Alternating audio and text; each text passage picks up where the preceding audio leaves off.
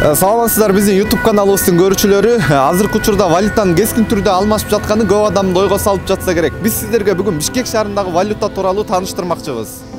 Доллар сатып алуу 97,50, сатуу 98,50. Рубль сатып алуу 0,880, сатуу 0,905. Азыр биз сиздерге авиакасса тууралуу дагы айтып бермекчибиз. Анда биз менен болуңуздар. Урматтуу мекендештер, азыркы учурда Бишкек Москва каттамы 16 миңден 17 миңге чейин болуп жатыптыр.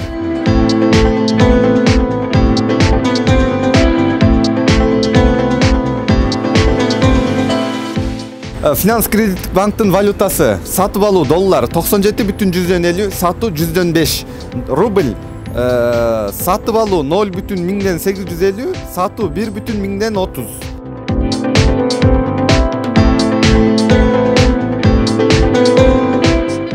Айыл банктын валютасы доллар сатып алуу 97, сатуу 100.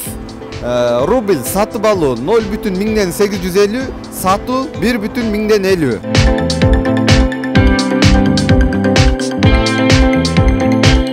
Биздин алыстагы мекендештер биздин каналга катталып, комментарий бөлүмүнө оюңуздарды калтырып, лайк басканды унутпаңыздар.